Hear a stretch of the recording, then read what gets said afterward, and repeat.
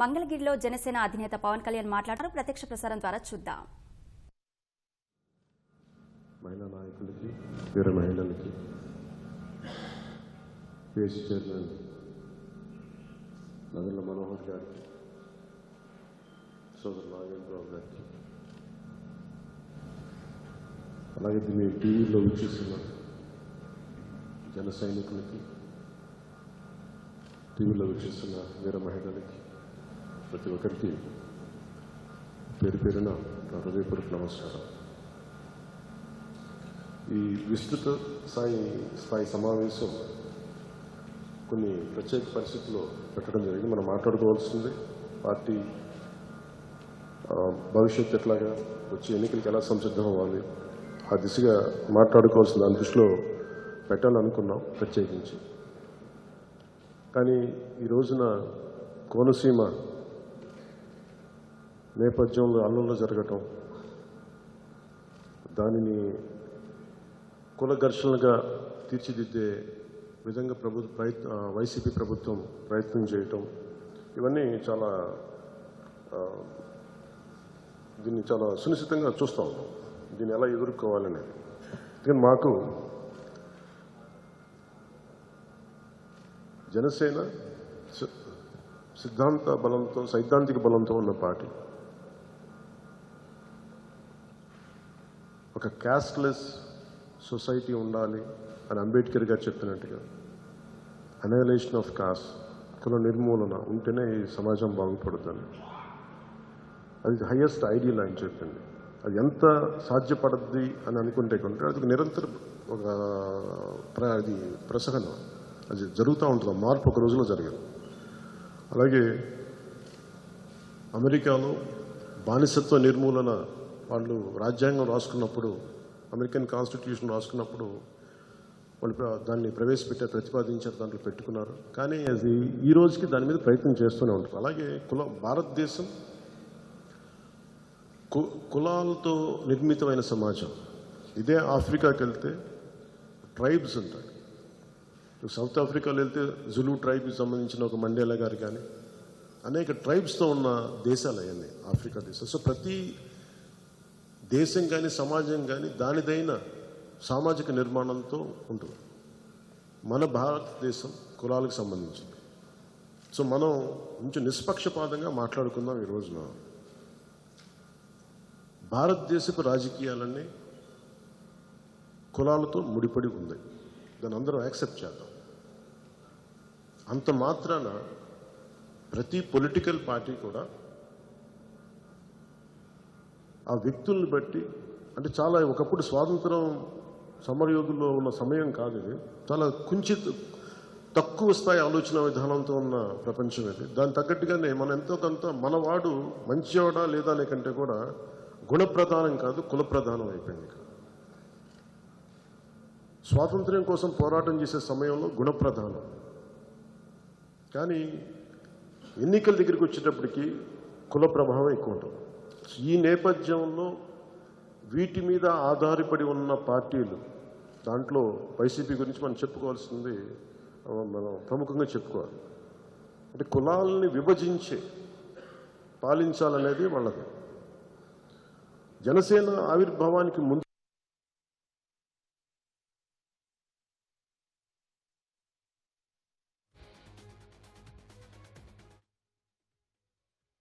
చెప్పుకోవాలి. అంటే కులాలని విభజించి పాలించాలనేది వాళ్ళది. జనసేన ఆవిర్భావానికి ముందు నుంచి కూడా, దాదాపు 2003 నుంచి కూడా నా సన్నిహితులు కానీ నా స్నేహితులు కానీ బహుజన సిద్ధాంతాన్ని ప్రతి దగ్గరుండి తీసుకెళ్ళిన వాళ్ళు, దాంతో మమేకమైన వాళ్ళు, దళిత సాహిత్యంతో, దళిత వాదంతో, దళిత వెనుకబాటుతనం మీద ఉన్న నా సన్నిహితులు కానీ నా స్నేహితులు కానీ, అలాగే మిగతా అగ్రవర్ణాల్లో కూడా ఈ కరప్షన్ మీద, వీటి మీద, అసలు కులాల గొడవలు ఏంటి అనేది దీని మీద చాలా సంపూర్ణ ఉద్దేశం, అవగాహన ఉన్న స్నేహితులు సన్నిహితులు, వీళ్ళందరినీ దృష్టిలో పెట్టుకొని చాలా దాదాపు 2.5 దశాబ్దాలు ఎక్సైజ్ తర్వాత, జనసేన అంతకుముందున్న రాజకీయ అనుభవం తర్వాత 2014లో ప్రారంభించినప్పుడు మన మన మన 7 సిద్ధాంతాలు ఒకటి కులాల ఐక్యత అనేది. ఆ కులాల ఐక్యతని ఎందుకు బలంగా ప్రతిపాదించామంటే కుల నిర్మూలన జరగడానికంటే ముందు కనీసం కులాల ఐక్యత ఉండాలని కోరుకునేవాడు. అంబేద్కర్ గారు ప్రతిపాదించింది కుల నిర్మూలన జరగాలి అని. దానికి మొదటి అడుగే కులాల ఐక్యత. అంతేగాని ప్రతి కులాన్ని కొద్దిమంది విడతీసి లేదా 1-2 కులాలని వాడుకుని రాజకీయాలు చేసుకుందాం అనుకున్నప్పుడల్లా ఈ రోజున సమస్యలు ప్రతి కులాన్ని దానికి ఒక కార్పొరేషన్ పెట్టేసి లేదంటే ఇది కొన్ని కులాలకి పరిమితం చేసే రాజకీయం. కేవలం ఓట్లు ఆంధ్రప్రదేశ్ బాగుండాలి, నేను కుల రాజకీయం చేయకూడదు, నేను 10 మంది మనందరం కూడా ఒక పని చేయాలంటే అన్ని కులాలు మన దగ్గరికి వస్తేనే మన చేతికి ఒక ముద్ద వస్తుంది, మన నోటికి ఒక ముద్ద అందుతుంది. ఎవరు డబ్బు సంపాదించాలన్నా, ఎవరు చిన్నపాటి ఉద్యోగం చేసుకోవాలంటే చాలా కులాలు కలిస్తే కానీ ఒక పని కదలదు ఈ సమాజంలో. కానీ దురదృష్టం ఓట్లకు వచ్చేటప్పటికి మనందరం కుల ప్రభావాలకి లోనవుతుంది సమాజం. దీన్ని దృష్టిలో పెట్టుకొని ముఖ్యంగా 2014లో ఆంధ్రప్రదేశ్ రాజకీయ విభజన సమయంలో నష్టాన్ని చూసి ఎక్కడో చోట ఈ కుల ఘర్షణలు ఆపాలి, ఈ కుల ప్రభావితమైన రాజకీయం ఆగాలనే ఉద్దేశంతో, కలిసి పనిచేయాలనే ఉద్దేశంతో ఆ రోజున భారతీయ జనతా పార్టీ తెలుగుదేశం పార్టీతో చేయడం జరిగింది. కానీ ఈ రోజున వైసీపీ ఈ కోనసీమ అల్లర్లు సృష్టించిన విధానం మటుకు చాలా చాలా బాధాకరం, చాలా విచ్ఛిన్నకరమైన ధోరణి ఇది.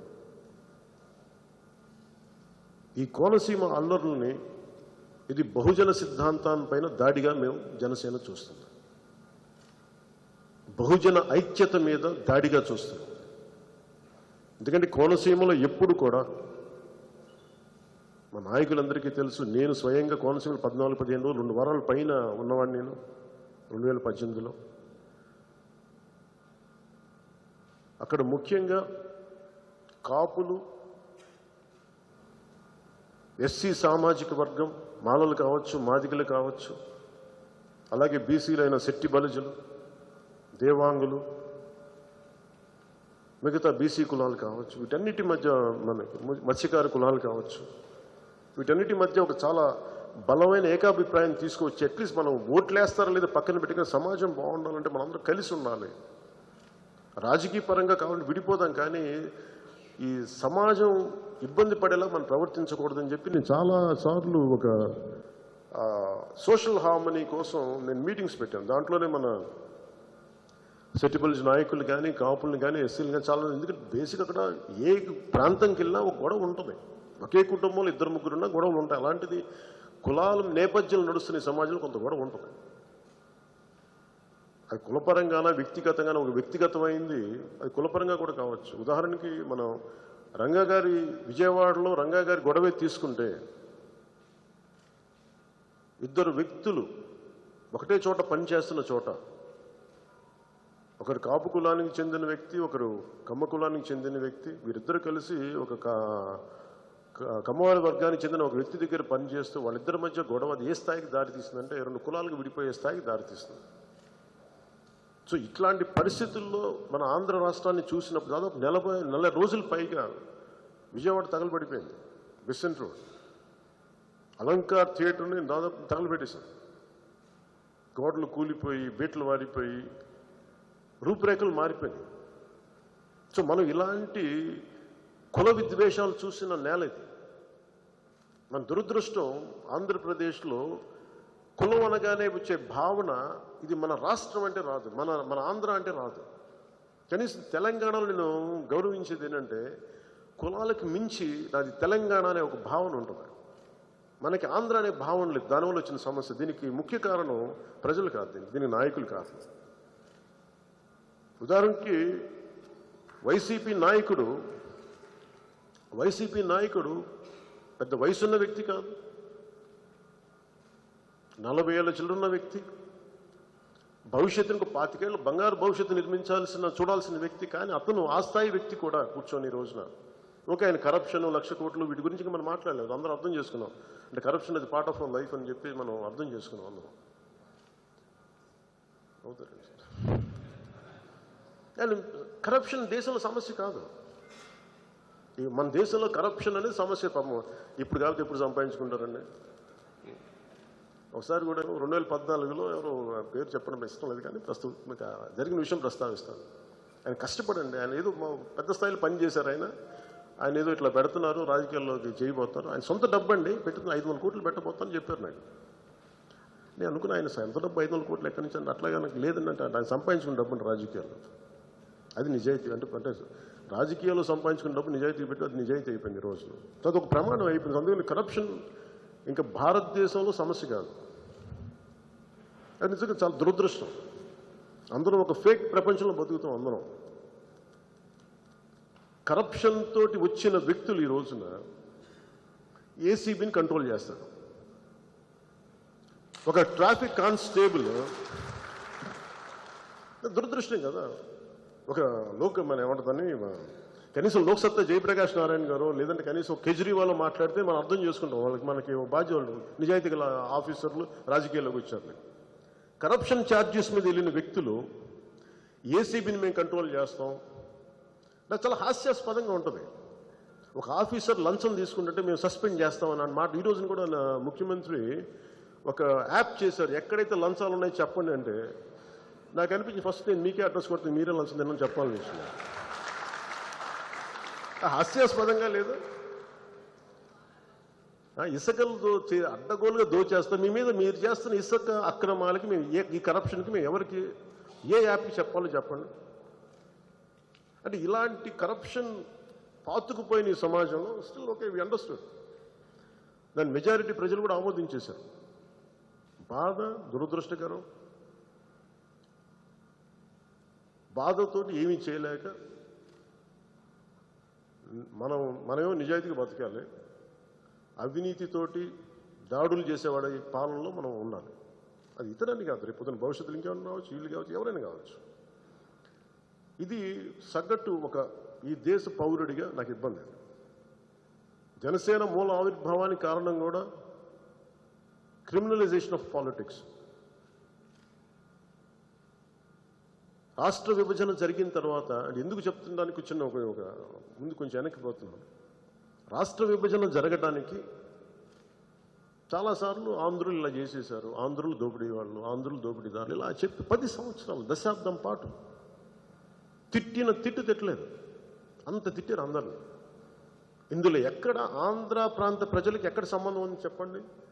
తెలంగాణ ప్రాంతానికి నీళ్లు ఇవ్వాలా లేదా దీని ప్రజలకు సంబంధం లేదు. It's Andhra policy makers, Andhra politicians. మీరు చేసిన తప్పుకి లేదంటే తెలంగాణకు అన్యాయం జరుగుతుంటే అప్పుడు మాట్లాడని అప్పటి తరం తెలంగాణ రాజకీయ నాయకులు మీ అండర్స్టాండింగ్, మీ తప్పులకి వచ్చే తరం ప్రజలు మీరు ఇబ్బంది పెట్టారు. నిజాయితీగా వారి పనులు వాళ్ళు చేసుకునే వాళ్ళు ఇబ్బంది పెట్టారు. ఇది చాలా బాధ కలిగించేది. అంటే నేను అందుకే ప్రజలు వేరు పాలకులు వేరు అనే దాని ఉద్దేశం నేను చెప్పడానికి. అలాగా వైసీపీ నాయకత్వం డబ్బులు సంపాదించుకుంటున్నారు. అంతకుముందు డబ్బులు సంపాదించుకున్నారు వాళ్ళ నాన్నగారు ముఖ్యమంత్రిగా ఉన్నప్పుడు. సంతోషం, ఆనందదాయకం. అలాగే వచ్చిన తర్వాత మేము రాగానే సారాన్ని నిషేధిస్తాం అని చెప్పి సారాన్ని వాళ్ళే స్వయంగా అమ్ముతున్నారు. దాంట్లో కూడా డబ్బులు చేశారు, మీకు అందరూ తెలిసిందే. అలా ఏది చేసినా వాళ్ళు ఇసుకని అక్రమాలను అంటగడతాం, మేము అరికడతామని చెప్పి ఇసుకని చక్కగా వాళ్ళు సింగిల్కు ఒక కంపెనీకి 1.5 కంపెనీకు పెట్టుకున్నారు. దాని సోర్స్ కంపెనీలని వెతికితే తెలిస్తే మొత్తం ఒకటికి వెళ్తుందని అర్థం అవుతుంది. ఇట్లా ఏది చూసినా వరుసగా ఇన్ని దీంతో ఇది కూడా మనం యాక్సెప్ట్ చేసాం. సరే ఇంకేం చేస్తామని. ఎందుకంటే మనందరం కులాల పరంగా విడిపోయాము. మనకు జరుగుతుంటే అన్యాయం మనం కూపస్థ మండూకల్లాగా అలాగా మన బావిలో కూర్చొని కప్పలాగా మనం కూర్చొని చూస్తాం, మనం ఏం చేయలేక. ఇలాంటి పరిస్థితుల్లో ఇంకా దిగజారిపోయి కోనసీమ అంటే ఒక పచ్చని సీమ. అది తెలంగాణలో నా సన్నిహితులు నా మిత్రులు చెప్పేది, మీకేంటి కోనసీమ అందంటారు. మీకు ఏమంటుందో తూర్పు గోదావరి జిల్లాలు ఉన్నాయంట. అందరూ ఇట్లా అని ఆఖరికి రోజున కోనసీమ బగ్గుని రగిలిపోయింది ఈ రోజున. దీనికి ఏ కారణం లేదు. పూర్తిగా ఇది వైసీపీ చాలా పగడ్బందీగా ప్లాన్ చేసి ఈ గొడవలు రేపి ఇందాక నేను అన్నమాట బహుజన సిద్ధాంతానికి ఇది దాడిగా ఎందుకు నేను చెప్పానంటే గత 2.5 దశాబ్దాలుగా అధికారం రాని కులాలన్నీ కలిపి ఎంబీసీలు కానీ బీసీలు కావచ్చు, కాపులు కావచ్చు, సెట్టిబల్జలు కావచ్చు, యాదవ్ సమూహాలు కావచ్చు, గౌడ సమూహాలు కావచ్చు, మత్స్యకార సమాజం కావచ్చు, మైనారిటీ ముస్లిం వర్గాలు కావచ్చు, వీళ్ళందరూ కలిపి ఏకం కావాలి, రాజకీయ దిశానిర్దేశాన్ని మీరు దీంట్లో బలంగా ఉండాలని చెప్పేది మనకి బహుజన సిద్ధాంతం. సో దీంట్లో భాగంగా ఎవరన్నా సరే అలాంటి సమీకరణాలు జరుగుతూ ఉంటే మటుకు దీని మీద దాడి చేస్తారు. ఇప్పుడు కూడా పొలిటికల్గా ఇది 1-2 ఉంటాయి, కానీ ఈ స్థాయిలో చాలా కుట్రపూరితంగా వైసీపీ నాయకులు బీసీల మీద, ముఖ్యంగా సెట్టిబల్జుల మీద దారుణంగా తిట్టడాలు, దాడి చేయించడాలు, ఇవన్నీ బహుజన ఐక్యతకి దాని మీద జరిగే దాడిగా మేము చూస్తాం. అలాగే ఒక్క కులం మీద రాజకీయం చేయలేము. ఒక్క కులం మీద అన్ని కులాలు వేస్తేనే ఈ రోజున వైసీపీ ఉంది. ఈ రోజున పూర్తి కాపులు నిజంగా అందరూ అనుకున్నట్టుగానే పూర్తిగా కాపులు 100% జనసేనకి వేసునంటే ఈరోజు అసలు గొడవ జనసేన ఉండేది ఈ రోజున అధికారంలోకి. అలా వేయలేదు కాబట్టి కదా ఈ రోజున మీకు ఈ వైసీపీ ఉంది. ఈ రోజున అసలు నేను అది ఇష్యూ కూడా మేము ఆలోచించలేదు మొదటగా. మాకు అసలు మాకు ఆ దృష్టిలో కూడా లేదు. ఎందుకంటే నేను దామోదరం సంజయ్ గారు మేము ప్రతిపాదించినప్పుడు నేను ఎందుకనే హెడ్ చెప్తాను ఎప్పుడు. నేను అభ్యంతరాలు ఉంటే బయటకు వస్తే దాన్ని ఎలా హ్యాండిల్ చేయొచ్చు అని. నిజంగా అంబేద్కర్ గారి మీద ఎవ్వరికీ అగౌరవం ఉండదు. అసలు ఆయనకి అందరూ గౌరవించే మనుషులు. మరి ఎందుకు వచ్చింది గొడవ అంటే ఇది అంబేద్కర్ గారి ఇష్యూ కాదు. ఇక్కడ స్థానికంగా వైసీపీలో ఉండే 2 వర్గాల మధ్య గొడవ ఈరోజు పెద్ద గొడవగా అయిపోయి దానిని వైసీపీ ఈరోజున ఈ స్థాయికి తీసుకెళ్ళిపోయి వాళ్ళ మంత్రిని కూడా బాధితుని చేసేశారు ఆయన విశ్వరూప్ గారు. ఏ స్థాయికి మన నాయకులు మీరందరూ చెప్తా ఉంటే చాలా బాధ వేస్తుంది. క్రిమినల్ ఎలిమెంట్స్ లేకుండా ఒక ఇల్లు తగలబెట్టడం ఎలా సాధ్యపడుతుంది? 4:30-6 గంటల వరకు కూడా అక్కడ మనకి ఈ ఫైర్ ఇంజిన్స్ రాకపోవడం అండి. ఆ ముందు నుంచి కూడా నాకు అంతకుముందు 2 days ముందే చెప్పారు నాకు, ఇలా కొంచెం ఉద్రిక్తంగా ఉందంటే. ఏం ఉద్రిక్తంగా ఉంటుంది? పేరు కంటే పేరు కొంతమంది అపోజ్ చేస్తాను జనరల్గా ఉంటుంది కదా మండలంలో. మన ఉదాహరణకి మనకి డిస్ట్రిక్ట్ హెడ్ క్వార్టర్స్ మార్చాలనే మండలం అట్లా ఆ స్థాయి కూడా అనుకున్నాం. ఎవ్వరు కూడా దాన్ని గుర్తించడానికి ఒకసారి చూద్దామని. కానీ ఇంటెలిజెన్స్కి తెలుసు, స్టేట్ ఇంటెలిజెన్స్కి తెలుసు, ఇది సెంట్రల్ ఇంటెలిజెన్స్ నిఘా వర్గాలు కూడా హెచ్చరించినాయి స్టేట్ ఇంటెలిజెన్స్ని. ఆ విషయం కూడా నా దృష్టిలోకి వచ్చింది. ఇన్ని తెలిసి కూడా నిర్దాక్షిణ్యంగా గొడవలు జరుగుతూ ఉంటాయి. ఉదాహరణకి మనం ఆ రోజున మనకి కాకినాడ గొడవ అప్పుడు 144 సెక్షన్ విధించారు. వాళ్ళు అన్నందుకు మనందరం వెళ్ళామని చెప్పి గొడవలు జరుగుతాయి. ఆ రోజు కూడా అదే చెప్పాను, నేను గొడవలు చేసే వ్యక్తులం కాదు మేము. మీరే అకారణంగా కొట్టారు, మీరే తిట్టారు. ఎందుకు తిడుతున్నామంటే మళ్ళీ మా ఆడపడుచుల మీద మీరు కొట్టారు, మీరు నిర్దాక్షిణ్యంగా దాడి చేశారు. మేము మర్చిపోలేము ఆ బాధ. మేము రెచ్చగొట్ల ఒక మాట అనలా. అధికారం మదవెక్కి మీరు అన్నారు ఆ మాటలు, ఒళ్ళు బలిసి అన్నారు ఆ మాటలు. మీరు అయినా నిగ్రహించుకున్నాం. ఏం మాట్లాడుతాం సార్, ఇంకేం చేస్తామని. ఇది రౌడీ మోక గుండాలు గుంపు ఇదని చప్పట్లు కొట్టచ్చు. మీరు ఆలోచించారు. వైసీపీ అది రౌడీల మోక గుండాలు గుంపు. అది ఎవడు మాట్లాడి అరుస్తారు. మాటలతోటి పద్ధతిగా మాడలేదు. ఒకేసారి అరవడం తప్ప వాళ్ళకి మాట్లాడటం మర్చిపోయారు.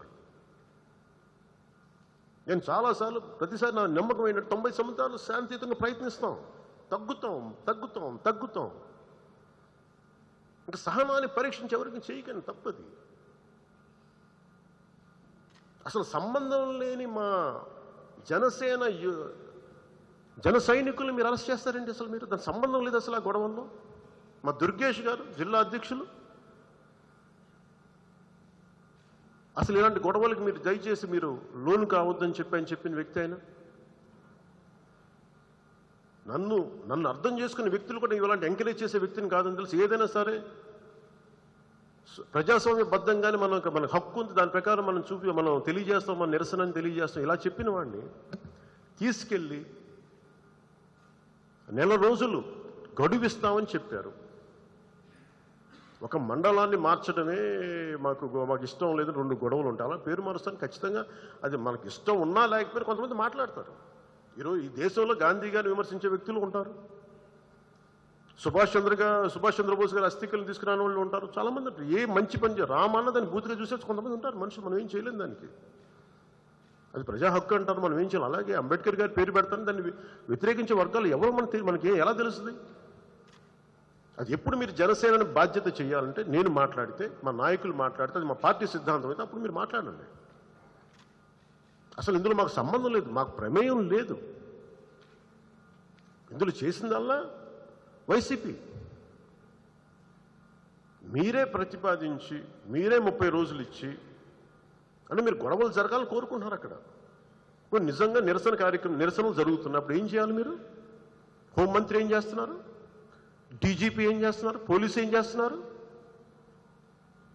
మీ వైసీపీ ఎమ్మెల్యే బూతులు తిడితే మీరు 144 సెక్షన్ పెట్టేస్తారా? మేము వస్తున్నామంటే మరి అంబేద్కర్ గారిని ఇలా పేరు పెడతాం, గొడవలు జరుగుతున్నాయంటే మీరు పోలీసులు పెట్టరా? మీరు పారామిలిటరీని దింపరా అక్కడ?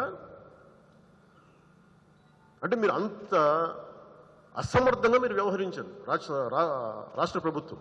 అంటే మీకు గొడవలు జరగాలని కోరుకుంటున్నారు మీరు. అక్కడ కోనసీమ తాలూకు చక్కటి వాతావరణం కలుషితం చేయాలని మీరు కంకణం కట్టుకున్నారు మీరు. అంతే. మీరు చాలా బాధ కలిగింది. దీనివల్ల జనసేనకి ఏదో జరిగిపోద్ది అని వైసీపీ నాయకులు భ్రమపడితే అది మీ తెలివి తక్కువతనం. ఎందుకు చెప్తున్నానంటే నేను కులాలను కలిపేవాడిని, కులాలను విడదీసేవాడిని కాదు. నేను మీరు మా మీద ఎంత రుద్దాలనుకున్నా మాకు అంటుకోదు అది. దయచేసి ఆ విషయం మర్చిపోకండి. ఈ రోజున వైఎస్ఆర్ కాంగ్రెస్ అంటే అది యువజన శ్రామిక రైతు కాంగ్రెస్. ఈ రోజున కోనసీమలో ఉన్న అన్ని కులాల మధ్య యువజనుల మధ్య గొడవ పెట్టేస్తుంది. చాలా బాధ వేస్తుంది. మన నాయకులు కూడా అదే చెప్తాను. నేను ఇలాంటి సందర్భం సార్ మనం బయట ఏమంటారు, కూర్చోబెట్టి ఒక బయట ఇది చాలా అడ్వాంటేజ్ అని అంటారు. నేను ఎప్పుడు అలాంటివి తీసుకోను. కులాల మధ్య గొడవ పెట్టి, మతాల మధ్య చిచ్చు పెట్టి దాన్ని లబ్ధి పొందాలంటే సమాజం విచ్ఛిన్నానికి మనం దాంట్లో బాధ్యత వహించి నిజంగా చాలా బాధ్యత. అలాంటి పనులు జనసేన చేయదు. అవసరంతో అడుగు వెనక్కేస్తాం తప్ప సమాజం ఐక్యత కోరుకునే వాళ్ళం మేమందరం. దాని దిశగానే అడుగులు వేస్తున్నాం. ఈ రోజున వైసీపీ అనేది యువజన శ్రామిక రైతు కాంగ్రెస్. యువజనులకి ఉద్యోగాలు లేవు, శ్రామికులకి ఉపాధి లేవు, రైతులకి గిట్టుబాటు ధర లేని కాంగ్రెస్.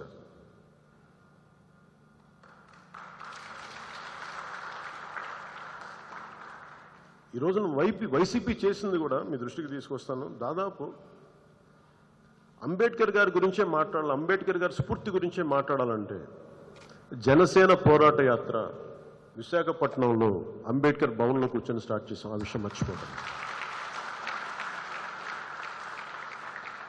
మా లీగల్ సెల్ పేరు అంబేద్కర్ లీగల్ సెల్. అంబేద్కర్ గారిని మెచ్చుకుంటే ఓట్లు పడతాయి అని కూడా నేను అనుకోవట్లా. నాకు అంబేద్కర్ గారు అంటే గౌరవం, ఇష్టం అవుతుంది. ఎందుకంటే ఆయన గొప్పతనం చదువుకుంటేనే అర్థమవుతుంది. కేవలం కొన్ని స్పీచ్లు చదువుతున్నాయి. ఆయన గొప్పతనం కాన్స్టిట్యూయెంట్ అసెంబ్లీ డిబేట్స్లో ఆయన గురించి చదివితే అర్థమవుతుంది. ఈ రోజున కాశ్మీర్ కూడా ఆర్టికల్ 370 ఈరోజు ఈ స్థితిలో తిరిగి రాయగలిగింది, ఇండియాకి తీసుకురాగలిగామంటే దానికి మూలం అంబేద్కర్ గారు చేసిన ఒక మాట, టెంపరీ అని ఒక మాట యాడ్ చేసినందుకు ఈ రోజున భారతదేశ ప్రభుత్వం తీసుకురాగలిగింది. అంత దూరదృష్టి గల గొప్ప ఆయన. సో ఆయన్ని ఏ రోజు కూడా ఆయన చేసిన ఈ దేశం తాలూకు గొప్ప లక్షణమే ఆయన గుర్తించడం. ఈ దేశం ఎంత గొప్ప దేశం అంటే గాంధీ గారితో ఆయన విభేదించినా కానీ గాంధీ గారు తను వివేదించిన గాంధీ గారు స్వయంగా అంబేద్కర్ లాంటి మహామేధ ఉండాలి ఈ రాజ్యాంగ సభలో, రాజ్యాంగ నిర్మాణానికి కీలక పాత్ర వహించాలని ప్రతిపాదించిన. అందుకని ఈ దేశంలో విభేదాలు ఉంటాయి, వ్యక్తికి వ్యక్తికి విభేదాలు ఉంటాయి.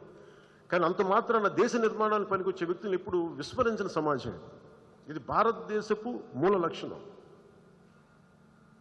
మనకి పాకిస్తాన్కి తేడా, జోగేంద్రనాథ్ మండల్ ఆయన పాకిస్తాన్కి, మన ఎంతమందికి తెలుసో నాకు తెలియదు కానీ మీ ఈరోజు మీ దృష్టికి తీసుకొని, జోగేంద్రనాథ్ మండల్ అనే ఆయన మన అంబేద్కర్ లాగా దళిత వర్గాలకు చెందిన వ్యక్తి. ఆయన మొట్టమొదటి పాకిస్తాన్ లా మినిస్టర్. ఆయన ఈ రోజున మన ఎవరికి గుర్తులేదు, ఎందుకంటే ఆయన పాకిస్తాన్ ప్రభుత్వం గుర్తించలే. ఆయన్ని వాడుక ఆయన ఇదే చేశారు. మేము ఆ రోజున కూడా దళితులందరికీ పాకిస్తాన్ వల్ల న్యాయం జరుగుద్ది అని చెప్పి ఆయన పాకిస్తాన్ పక్షం వహించి ఈస్ట్ బెంగాల్, ముఖ్యంగా బెంగాల్లోని కొన్ని ప్రత్యేక జిల్లాలు కానీ ఈ రోజున మనకి బంగ్లాదేశ్లో కలపడానికి ఆయన మూల కారణం. ఆయన చేస్తే చివరికి ఏం చేశారు పాకిస్తానీస్, అక్కడున్న ఈ రోజున ఇప్పుడు బంగ్లాదేశ్ అప్పుడు పాకిస్తానీస్ ప్రభుత్వాలు ఆయన కళ్ళ ముందే ఆయన గ్రామంలో ఆయన కుటుంబాలని ఆయన తెలిసిన వాళ్ళందరినీ చంపేసి దాడులు చేస్తే తట్టుకోలేక ఆయన పాకిస్తాన్ లా మినిస్టర్ కలకత్తాకు తిరిగి కాందీసుకుడిగా బతికి 1968లో చనిపోయారు అక్టోబర్లో. అంటే పాకిస్తాన్కి మనకి అంటే ఈ దేశం నాయకులు ఈ దేశం తాలూకు మూల లక్షణమే అణగారిన వర్గాలని గౌరవించడం. అందుకని అంబేద్కర్ గారు నెత్తిన మీద పెట్టుకున్నాం, మనం గుండెల్లో పెట్టుకున్నాం. అలాంటి వారసత్వం పుణికి పుచ్చుకున్న మేము మా మీద ఇలాంటి నిందలు వేయటం వైసీపీ మానుకోవాలి.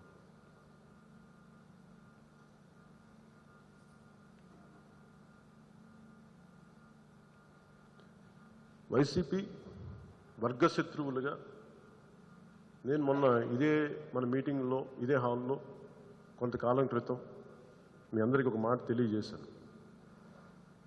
ఒక కులాన్ని వైసీపీ వర్గశత్రువుగా ప్రకటిస్తే మనందరం చూస్తూ కూర్చుంటే అది ఒక రోజున మనకు కూడా తాకుద్దని చెప్పాను, అన్ని కులాలకి తాకుద్దని చెప్పాను.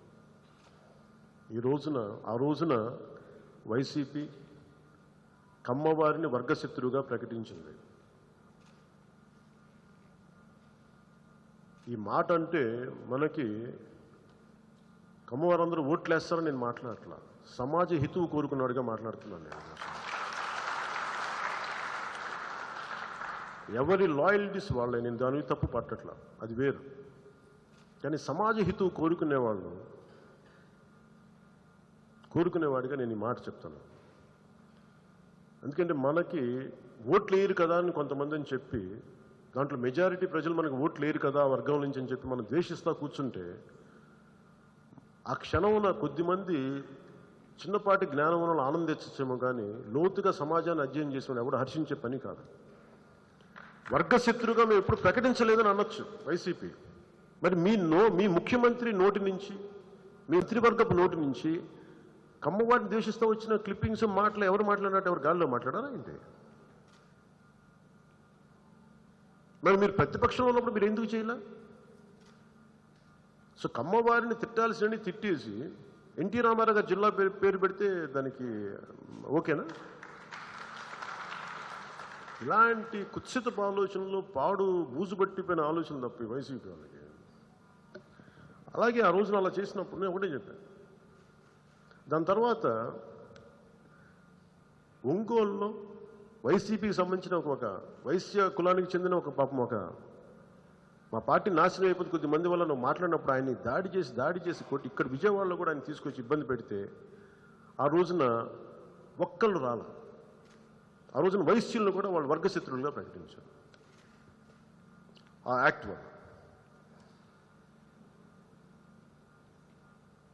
అలాగే వయస్సులు ఎవరికి వేరే వాళ్ళకి ఇంక్లూడింగ్ జనసేనకి ఓటు వేస్తే భీమవరంలో స్థానిక ఏ వైసీపీ నాయకులు అక్కడ వయసులు బెదిరించేశారు. అంటే ఓట్లు ఇయ్యని ప్రతి కులాన్ని వర్గశత్రుగా పరిగణించవచ్చు. ఇది వీళ్ళు తీసుకొచ్చిన సంస్కృతి. అలాగే రఘురామకృష్ణరాజు గారిని ఒక ఎంపీ, అతను మీ పార్టీ ఉండొచ్చు, మీతో విభేదించవచ్చు, ఏదైనా కావచ్చు, కానీ ఆయన్ని తీసుకొచ్చి క్షత్రియ కులాన్ని వర్గశత్రుగా ప్రకటించారు ఆయన, వైసీపీ నాయకులు. ఈ రోజున బీసీలని, దేవాంగులను కావచ్చు, మత్స్యకారులను కావచ్చు, శెట్టి బల్జలను కావచ్చు, వీరిని కూడా వైసీపీ ఈ రోజున కోనసీమలో వర్గశత్రుగా ప్రకటించి ఈ రోజున ఈ దుస్థితికి తీసుకొచ్చింది. దీంట్లో కాపులందరూ జనసేన వైపు ఉన్నారనే ఉద్దేశంతో, నాకు ఉన్నారో లేదు నాకు ఎవరు చెప్పలేదు, కాపులంతా మన వైపు ఉన్నారు నాకు ఎవరు చెప్పలేదు ఇప్పుడు దాకా. అది ఎలక్షన్ రోజున తెలుస్తుంది. ఈరోజు కాపులను కూడా వర్గశత్రుగా ప్రకటించారు. దీనివల్ల అందుకు నేను అన్నది ఏంటంటే, అందువల్ల ఇవన్నీ చూసిన తర్వాత ఒక్క రోజులోనో నేను కోనసీమ అల్లరి తర్వాత ఈ మాట అనలేదు. నేను ఇంటర్వ్యూలో చిట్చాట్లో మాట్లాడుతూ, ఉభయ గోదావరి జిల్లాలు వైసీపీ మర్చిపోవచ్చు, మీరు ఇక్కడి నుంచి మిమ్మల్ని ఎవ్వరు ఏం అనకూడదామని. వాళ్ళకి నాకు అనిపించింది ఏంటంటే, గడప గడప పొద్దున ఒంగోలు నియోజకవర్గం నుంచి ప్రత్యేకించి ఒక సమస్య వచ్చింది వాళ్ళకి, ఈ కొత్తపట్నం మండలం దగ్గర నుంచి. అది మన మండపేటలో మన రైతుల సమస్యకు సంబంధించి, అలాగే స్థానిక తూర్పుగోదావరి జిల్లాలో రైతుల గిట్టుబాటు ధరకు సంబంధించి, అంటే గడప గడప సమస్య. ఒకవైపు కోనసీమ తగలబడిపోతూ ఉంటే వీళ్ళు గడప గడప ప్రోగ్రాం పెడతారు. ఇది ప్రాక్టీస్ కూర్చొని సాధించేసిన వాళ్ళ అందరూ మంత్రులు అందరూ కూర్చొని బొత్స గారు మాట మాట్లాడితే ఒక మాట అర్థం కాదండి మాట్లాడితే.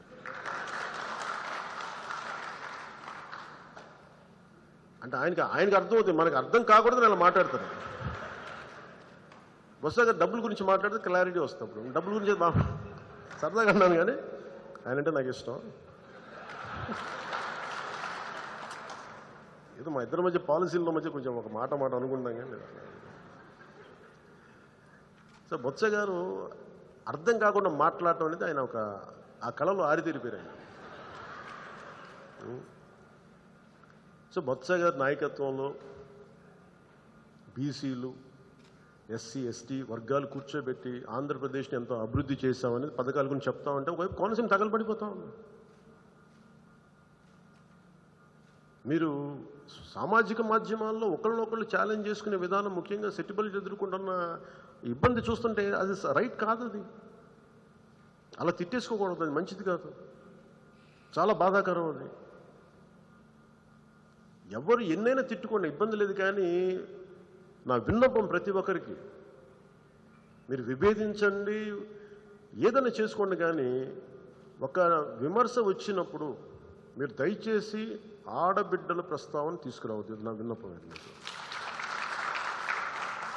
ఒప్పుకోని వాళ్ళని ఆడబిడ్డలు మాన మర్యాదలకు అలా దయచేసి అది మాట్లాడద్దు. దయచేసి అది తప్పది. అలా అది మీరు ఏదైనా మాట్లాడండి, తిట్టండి, అవన్నీ నాకు ఓకే. ఆడబిడ్డల మాన మర్యాదలు ఆ దృష్టికి ఎప్పుడు అది దయచేసి ఆ మాట్లాడే పెద్దలకు కూడా నేను చెప్తా ఉన్నాను, దయచేసి అలాంటి ఎంకరేజ్ చేయొద్దు. మీరు 100% మనకి వద్దనుకుంటున్న దాన్ని, విభేదిస్తున్న దాన్ని ఖచ్చితంగా మీరు మాట్లాడాలి, అది నాకు ఓకే. కానీ దయచేసి ఆ కోపాన్ని ఆడబిడ్డల మాన మర్యాదలకు మటుకు దయచేసి దృష్టి సారించడం తప్పది. అది ఎవ్వరికి ఆ విషయంలో మటుకు నాకు అంబేద్కర్ గారి పేరు కోనసీమ పెడితే మాకు సంపూర్ణ ఆమోదం, కానీ ఆడబిడ్డల మాన మర్యాదలకి భంగం కలిగించే మాట్లాడితే మటుకు అది మాకు ఆమోదయోగ్యం కాదు. దయచేసి ప్రతి ఒక్కరూ అలాంటి ఘర్షణ పూరితమని చేస్తే మటుకు అంబేద్కర్ గారి స్ఫూర్తికి అది విఘాతం కలిగించినట్టు. దయచేసి దీన్ని అందరూ దృష్టిలో పెట్టుకొని, అందరికీ నా అప్పీల్, కొంత సంయమనం పాటించండి. జనసేన వైపు నుంచి మాకు ఇబ్బంది లేదు, అది కూడా చెప్తున్నాను. కాకపోతే అది నిర్ణయించుకోవాల్సింది కోనసీమ ప్రజలు నిర్ణయించుకోవాలని చెప్పాను. మరి అందరూ ఓకే అనుకుని నాకు ఓకే లేదు, మీరు ఇదే స్టేటస్ కొని దీన్ని సాల్వ్ చేయాల్సింది వైసీపీ ప్రభుత్వం. దయచేసి దీన్ని మర్చిపోకూడదు.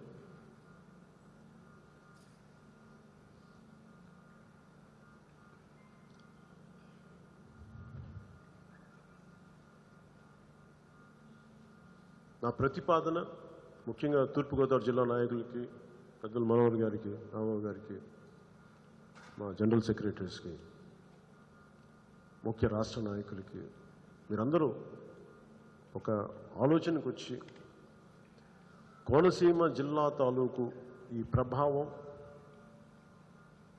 అంటే రెండు కులాల మధ్య లేదా కొన్ని కులాల మధ్య ఘర్షణని దయచేసి దీన్ని నివారించేలాగా, అందరి కోపతాపాలు తగ్గించేలాగా కొంత శాంతి కమిటీలు మీరు వేయాలని కోరుకుంటాను సార్. ముఖ్యంగా తూర్పుగోదావరి జిల్లాలో అంటే నేను మన పార్టీలో ఉన్న ఎస్సీ నాయకులందరూ కూడా ప్రత్యేకించి నేను విన్నవించుకుంటా ఉన్నా. విజయ్, మీరు, రాజ్బాబు గారు, డిఎంఆర్ శేఖర్ గారి పెద్ద మొత్తం మిగతా నాయకులందరూ కూడా మిగతా వాళ్ళందరితో కలిసి అసలు ఒక శాంతి ప్రయత్నాలు చేయండి. ఒకటి, అంబేద్కర్ గారి గొప్పదనం తెలియజేయండి. మన ప్రయత్నించి ప్రభుత్వాన్ని అడగబోయే ముందు మనం ఏం చేయాలనుకున్నాం, ముందు అసలు శాంతి ప్రయత్నాలు మొదలు పెట్టండి. కోపతాపాలు తగ్గించమని చెప్పండి. వివాదాల్లోకి భౌతిక దాడులు ఒకటి, అలాగే ఆడబిడ్డల మీద, మాన మర్యాదల మీద సంబంధించే మాటలు, వీటన్నిటిని దయచేసి అందరూ ఆఫ్ చేసుకోమని చెప్పండి. అలాగే జనసేన దానికి వ్యతిరేకం కాదని తెలియజేయండి. నేను ముందు నుంచి అదే చెప్తున్నాను.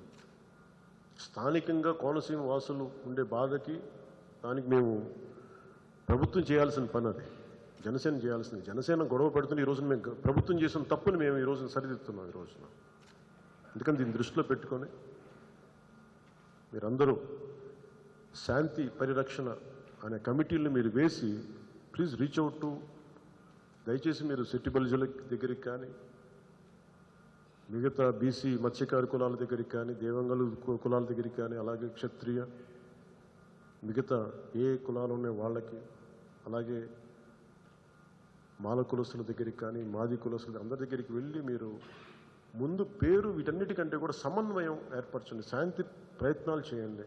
గొడవ పడద్దని తెలియజేయండి. అట్లీస్ట్ మన ప్రయత్నమే మనం చేయకపోతే తప్పు చేసిన వాళ్ళం అవుతాం మనందరం. దయచేసి ఇది నా అభ్యర్థన. దీంట్లో భాగంగా దయచేసి ఇంకొకసారి బలంగా చెప్తాను, దయచేసి దీంట్లో ఆడబిడ్డల్ని కించపరిచే మాటలు దయచేసి రిక్వెస్ట్ చేస్తున్నాను. దయచేసి అది చేయకండి.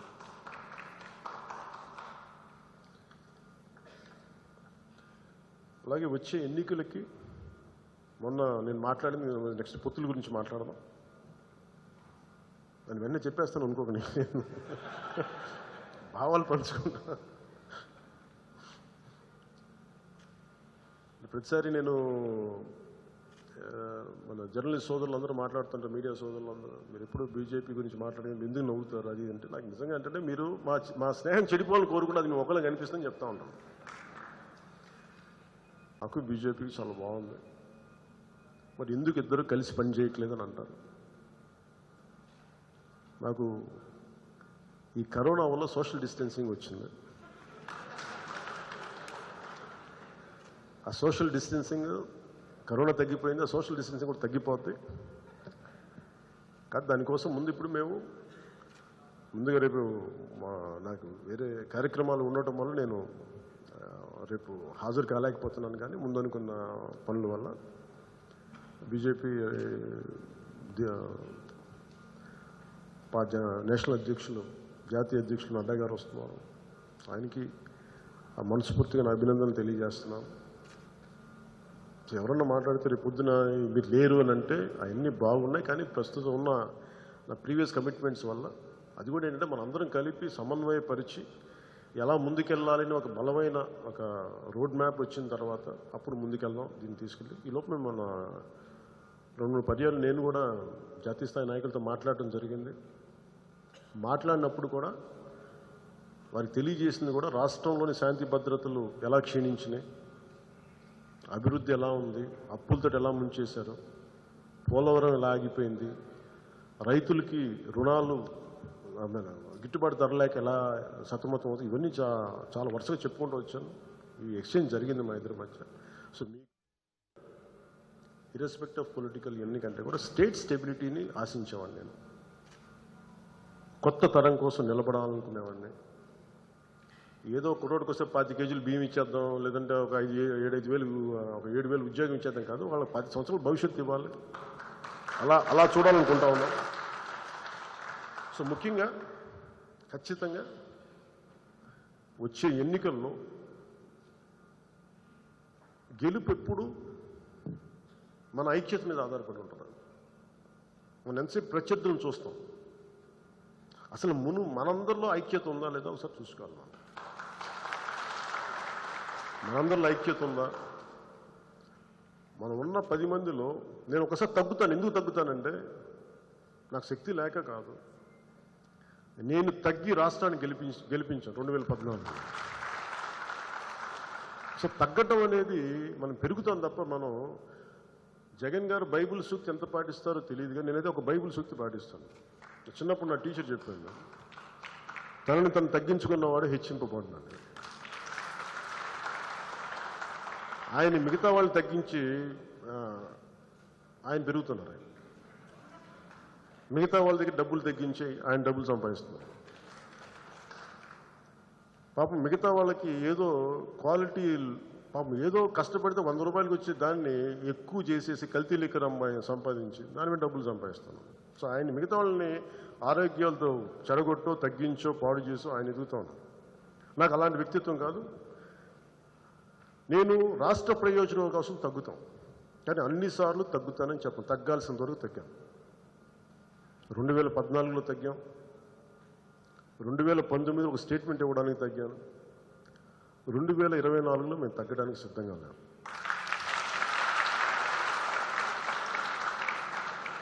ఈ మాట కూడా ఎందుకు అంటున్నానంటే, చాలామంది ఇందాక మా నిన్న నుంచి మాట్లాడుతూ ఉంటే, భారతీయ జనతా పార్టీ నాయకులు మిమ్మల్ని ముఖ్యమంత్రి అభ్యర్థిగా ప్రకటిస్తారంటే నా ముఖత ఎవరు చెప్పలేదు. జాతీయ నాయకులు చెప్తే నేను మీకు తెలియజేస్తాను. అంటే పేపర్లో చూసి బేస్ చేసుకుని నేను మాట్లాడలేనని నిన్న పాత్రికేయ మిత్రులతో కూడా తెలియజేస్తాను. అదే ఆ విషయం కూడా మీకు తెలియజేసుకుంటాను. అన్నిసార్లు తగ్గాం, ఈసారి మిగతా వాళ్ళు తగ్గితే బాగుంటుందని నా కోరిక.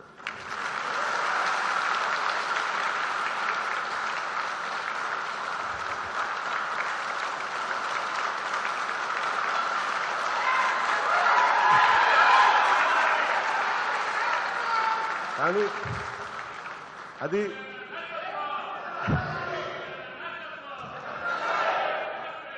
అలాగే అంటే పదవి అనేది ఇంకొంచెం ఎక్కువ చేయడానికి. పదవి లేకపోతే మనం ఆగిపోయిన వాళ్ళం. పదవి వస్తే ఇంకా బాగా చేస్తాం, పదవి లేకపోతే ఇంకా బాగా చేస్తాం. అంతే తప్ప దాంట్లో బాగా చేయడం అంటే పదవి ఉన్నప్పుడు ఎక్కువ హక్కు ఉంటుంది, ఎక్కువ అధికారాలు ఉంటాయి. అలాగే ముఖ్యంగా రైతాంగానికి. అందుకని భవిష్యత్తు పొత్తు ఎలా ఉండాలంటే మనం తగ్గాల్సినంత కాలం తగ్గాం, స్టేట్ ఇంట్రెస్ట్లను కాపాడుతూ వచ్చాం. ఆ దిశగా వెళ్తే ఖచ్చితంగా ఏదైనా ఆహ్వానిస్తాం. అది అందరి మన ఒక్కరి చేతిలో లేదు, ఒక జనసేన దృష్టిలో లేదు, మిగతా చేతిలో కూడా ఉంది. దాన్ని బట్టి చూద్దాం ఎలా జరుగుతుంది అంటూ. అది మీరు కూడా దాన్ని మీ స్థానిక నాయకులందరూ తెలియచేయండి నా ఆలోచన విధానం. అలాగే ముఖ్యంగా జనసేన భవిష్యత్తులో మీరు చెప్పాల్సింది రెండుగా మాట్లాడేది. ఒకటి, జనసేన ఎలాంటి చేయబోతుంది భవిష్యత్తులో మనం అధికారం తీసుకుంటే.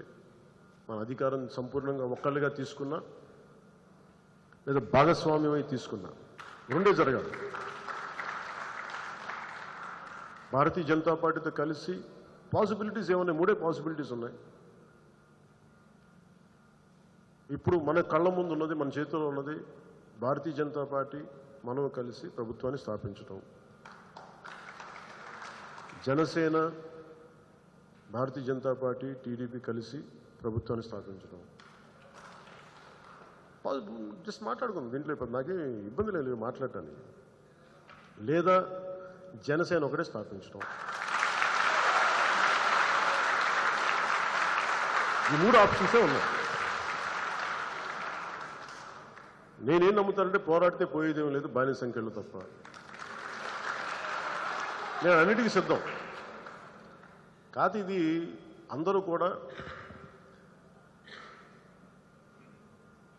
నాకు ఒకటే చెప్దాం. నేను తెలుగుదేశం నాయకులు కూడా ఒకటే చెప్తున్నాను, బైబిల్ సూక్తి మీరు కూడా పాటించండి. తనని తాను తగ్గించుకున్నవాడు హెచ్చింపబడి.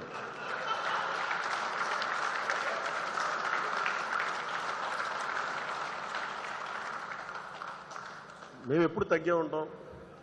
ఈసారి ప్రజలు గెలవాలని నేను కోరుకుంటున్నాను. సో పొత్తులకు సంబంధించి సరదాగా అన్నాయి, కొంచెం లైట్ వేలో మాట్లాడింది. దయచేసి దీన్ని ఇక్కడితో తీసుకోండి, దీన్ని మరి గుండెల్లో తీసుకొని గొడవలు పెట్టుకోకండి. అలాగే ముఖ్యంగా రైతుకి చాలా బాధేస్తూ ఉంది. రైతుకి కాకినాడలో కానీ, రాజమండ్రిలో కానీ, మండపేటలో కానీ, మనం ఎక్కడికి వెళ్ళినా రైతులకి అండగా నిలబడాలని. ఎప్పుడు ఒక అన్నం తింటుంటే, ముద్ద అన్నం తింటుంటే ఇప్పుడు రైతు గుర్తుకొస్తారు నాకు. అలాంటి రైతుకి అండగా ఉండటానికి మేము ఏం చేయాలి? ఇందాక శివశంకర్ గారు కూడా మాట్లాడుతుంటే, అప్పుడు దిండిలో మనం పెట్టుకున్న ప్రోగ్రామ్ కౌలు రైతులకు సంబంధించి ఎప్పటి నుంచో నేను ఉన్నది కూడా నాకు గుర్తొచ్చింది. సో ఎప్పుడో ఒక ఆలోచన మెదిలి ఈ రోజున ఒక 5 కోట్ల రూపాయలు నా వంతు వ్యక్తిగతంగా నేను కూర్చోబెట్టి ఈ రోజున కౌలు రైతులకు ఇస్తా ఉన్నాం. మన వంతు కృషికి, అలాగే వాళ్ళ బిడ్డలకు కానీ, చదువుకు కానీ ఎంతో కొంత మనందరం కలిసి ఒక నిధిలాగా ఏర్పాటు చేసి దాని వంతులు సగం డబ్బు నేను ఇచ్చేలాగా ఈ దిశగా మనం ముందుకెళ్తా ఉన్నాం. సో వచ్చే కార్యక్రమం మనం ప్రకాశం జిల్లాలో పెట్టుకున్నాం. ముఖ్యంగా మేము అనుకున్నది జనసేనకు వచ్చేటప్పటికి దాని వివరాలు మొత్తం మీకు మన నాయకులు ఇస్తారు కొద్ది రోజుల తర్వాత. ధరల స్థిరీకరణ నిధితో పాటు రైతులకి లాభసాటిగైన వ్యవహారం ఉండాలి. ముందుగా రైతుకి లాభసాటిగా ఉండాలి అంటే, ఇందాక పొద్దున్న నేను ఒంగోలు నియోజకవర్గం నుంచి వచ్చినప్పుడు ఈ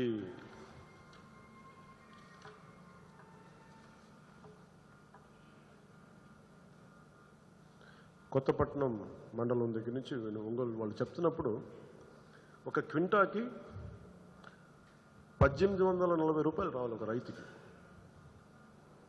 కానీ వాళ్ళ దగ్గర ఎలా దోపిడీ జరిగింది, పెద్ద స్కామ్ జరుగుతుంది అనేది ఆ రోజున మనకి మండపేటలో లీలాకృష్ణ గారు కానీ ఇవన్నీ చెప్తున్నప్పుడు ఆ రోజు నుంచి గొడవ మనం మాట్లాడుతుంది. ఈ రోజున అన్ని జిల్లాలకి ఇది విస్తరించింది.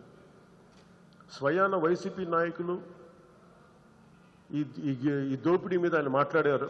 వైసీపీ మంత్రి ఒకరు, తూర్పుగోదావరి జిల్లాలో మంత్రి ఒకరు.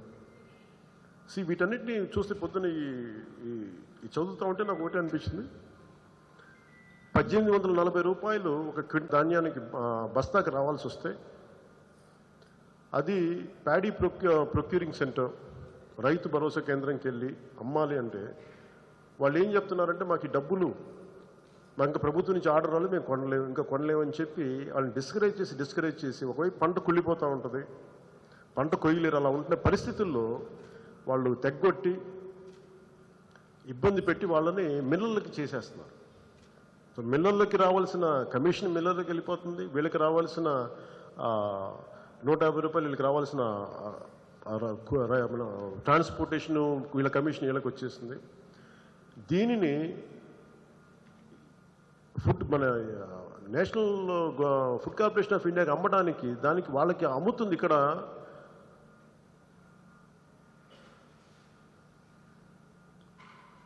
900 రూపాయల నుంచి 1000 రూపాయలు వీళ్ళకి ఇచ్చి వాళ్ళు 1800కి అమ్ముకుంటున్నారు. సో దాదాపు పైగా ఇచ్చిన 1000 రూపాయలు కూడా దాంట్లో మళ్ళీ 150 రూపాయలు ఈ గోతాం ఖర్చులను లేదంటే ఈ మన ట్రాన్స్పోర్టేషన్ ఛార్జీలను చెప్పి తీసేస్తారు. సో రైతుకి లిటరల్గా ఒక 900 ప్రతి క్వింటాల్కి దాదాపు 950 రూపాయలు దోపిడీ జరుగుతుంది. ఒక బస్తా మీద జరుగుతుంది దోపిడీ. దీన్ని నిలదీసి గడపకి నిలదీస్తే మొన్న ఈ కొత్తపట్నం మండలంలో ఒంగోలు దాని మీద దాడి చేయడం జరిగింది వాళ్ళకి. సో రైతుకి గిట్టుబాటు ధర ఇవ్వకపోగా అసలు వాళ్ళు అమ్ముకునే పరిస్థితి కూడా లేని పరిస్థితిలో వాళ్ళని దోచేసే విధానం చూస్తూ ఉంటే వైసీపీ కంప్లీట్గా రైతులను విస్మరించింది. గిట్టుబాటు ధర ఇవ్వట్లేదు, దోపిడీ చేస్తూ ఉంది. ఇది మనకి తూర్పుగోదావరి జిల్లా నాయకులకు తెలుసు, రైతాంగానికి తెలుసు, అన్ని జిల్లాల రైతాంగానికి ఇది దాదాపు ఇదే సమస్య ఉంది. టమాటో రైతులు కానీ మిగతా పండ్ల ఉత్పత్తులు చేసే రైతులు కానీ. సో వీటన్నిటి మీద అందుకని రైతుకి అండగా నిలబడే ప్రోగ్రామ్స్ ఉండాలి, రైతు గిట్టుబాటు ధర రావాలని మనస్ఫూర్తిగా కోరుకుంటా ఉన్నాం.